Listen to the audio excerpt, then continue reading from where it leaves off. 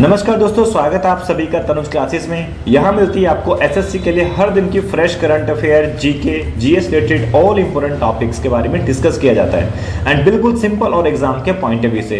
तो आज का जो टॉपिक रहने वाला है प्राचीन इतिहास के इंपोर्टेंट एमसीक्यूज क्वेश्चन आंसर है। चलिए तो स्टार्ट करते हैं। बिना क्वेश्चन है, प्राचीन इतिहास का सबसे विश्वसनीय स्रोत क्या है?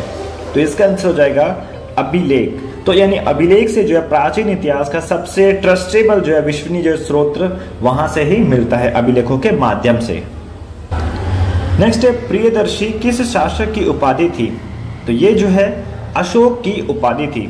ऑप्शन नंबर 20 का जो राइट आंसर हो जाएगा, यानी इसको दोबारा से इसको आप याद कीजिए। प्रियदर्शी जो है किस शासक की उपाधि थी? तो यह जो है राजा अशोक की जो है, सम्राट अशोक की उपाधि थी। नेक्स्ट है, बौद्ध साहित्य त्रिपिटक की क्या भाषा थी? तो इसकी जो भाषा थी बौद्ध लिपि पाली, इसकी जो भाषा थी, यानी बौद्ध साहित्य की जो त्रिपिटक है वह पाली भाषा में लिखी गई थी। नेक्स्ट है, इलाहाबाद स्तंभ लेख किससे संबंधित है? तो ये जो है समुद्रगुप्त से संबंधित है। इलाहाबाद स्तंभ लेख की बात करें तो ये समुद्रगुप्त से संबंधित है। नेक्स्ट है, वेदों की कितनी संख्या है? तो इसका आंसर हो जाएगा 4, यानी वेद जो है वेदों की संख्या 4 है। सबसे प्राचीन जो वेद है वह ऋग्वेद है। ऋग्वेद, यजुर्वेद, सामवेद, अर्थवेद। तो अर्थवेद जो है वो सबसे लास्ट यानी सबसे नया, मतलब बात करें सबसे लेटेस्ट जो है अथर्ववेद है। सबसे प्राचीन की बात करें तो ऋग्वेद है। नेक्स्ट है, राजतरंगिणी किसने लिखी है? तो ये पूछा गया है पुस्तक के बारे में, राजतरंगिणी किसने लिखी है? तो इसका आंसर हो जाएगा कल्हण ने लिखी हुई है। ये क्वेश्चन इंपोर्टेंट है, कई बार एग्जाम में पूछा हुआ है, स्पेशली एसएससी के एग्जाम में।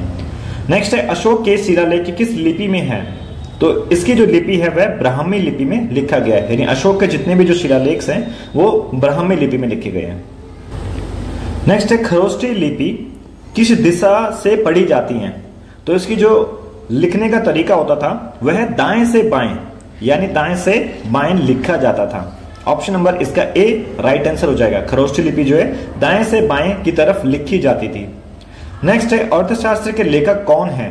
तो देखो अर्थशास्त्र, ये इकोनॉमिक्स की बात नहीं कर रहा, ये इकोनॉमिक्स पुस्तक का नाम है अर्थशास्त्र, जो कि किसने लिखा था? ये चाणक्य द्वारा लिखा गया था। इसका लेखक जो है चाणक्य है, या कौटिल्य बोल दीजिएगा, या विष्णुगुप्त, यानी तीनों ही जो है एक ही व्यक्ति हैं। तो इसका आंसर हो जाएगा ऑप्शन नंबर डी, उपरोक्त सभी इसका आंसर हो जाएगा। एग्जाम के लिए काफी इंपोर्टेंट क्वेश्चन है, कई बार जो है हिस्ट्री से पूछा जाता है कि अर्थशास्त्र किसकी पुस्तक है या फिर उसके लेखक कौन है। तो आंसर हो जाएगा ये तीनों आपको याद होनी चाहिए, चाणक्य, कौटिल्य, विष्णुगुप्त, और ये तीनों एक ही व्यक्ति हैं। और चाणक्य की नीति के बारे में आपने पढ़ा ही होगा, तो ये उन्हीं चाणक्य की किताब का नाम है। नेक्स्ट है, ह्वेनसांग किस शासक के समय आया था? तो ह्वेनसांग बेसिकली एक यात्री था, ट्रैवलर करने आया था भारत में, रिसर्च करने आया था। तो ये जो है किसके समय यानी किसके शासन काल में आया था? तो ये हर्षवर्धन के शासन काल में आया था। तो ऑप्शन नंबर 20 का राइट आंसर हो जाएगा। ह्वेनसांग जो है हर्षवर्धन के शासन के समय आया था भारतीय यात्रा पर।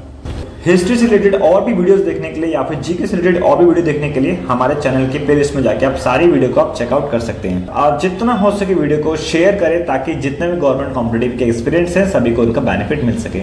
Thank you so much.